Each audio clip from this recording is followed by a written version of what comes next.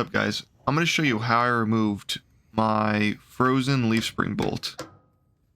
This thing was pretty rusted in there. I don't think the leaf springs have been changed in this truck since it came out of the factory, which was about 30 years ago. So getting these leaf spring bolts out was pretty challenging. The first thing that I did to get the nut off was I hit it with an impact, and I just worked the nut left and right, really, tight and loose. I know not everybody has an impact. If you don't worry, just use a breaker bar, and you're going to want to just work it left and right and break that rust bond. So the next step is to heat up the bolt. I understand not everybody has one of these induction heaters, but I think I have a solution that I'll talk about later on. With the induction heater, all I am doing is heating up the threaded side of the bolt to where it's pretty much red hot. Now when it becomes red hot, I'm not going to hit it with a hammer, because I don't want to mushroom the threaded part of the bolt.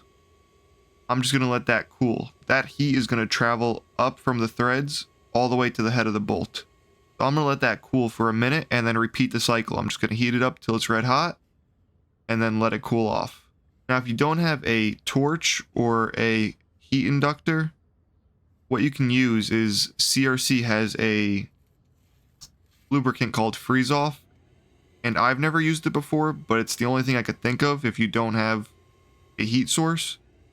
So what Freeze Off does is essentially when you spray it onto the bolt, it's going to cool the bolt and make it compress, making it shrink just a little bit. And the hope is that the rust bond between the bolt and the metal sleeve in that bushing is going to break just a little bit, and the lubricant that you're spraying is going to penetrate that rust bond, and then you'll be able to hopefully spin the bolt. Again, I didn't try that, so I have no experience doing that, and I don't know how well it works. But if you're in a pinch, that's the only other option I can think of. So after I finished heating up the bolt, I put an impact on it to see if I could spin it at all, and it didn't move at all. You could see the rust coming out of the bolt hole, but the bolt itself didn't really turn at all.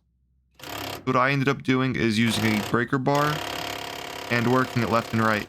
Once I was able to break the bolt free with the breaker bar, I used a 1/2-inch impact just to spin the bolt left and right.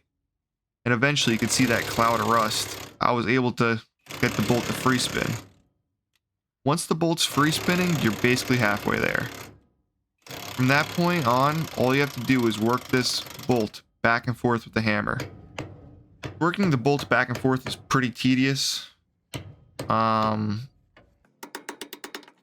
It would be helpful if you had someone on the other side to hit the bolt back to you. And also another thing that if you have a secondary person is if you put the impact on the head side and spin the bolt as you're hitting it, it will speed this process up way more. You can see in one of the clips that I actually used the hand ratchet to do it. So if you have a secondary person to spin the bolt as you're hitting it, it makes it go way faster. But it was just a one-man show for me, so I ended up spraying it with some lubricant and working that bolt back and forth for probably 20 minutes. But it was coming out, so I can't complain. And eventually I got to the point where the bolt was pretty much going through most of the sleeve without any resistance. Once I was at that point, I was able to use a punch to get the bolt fully through.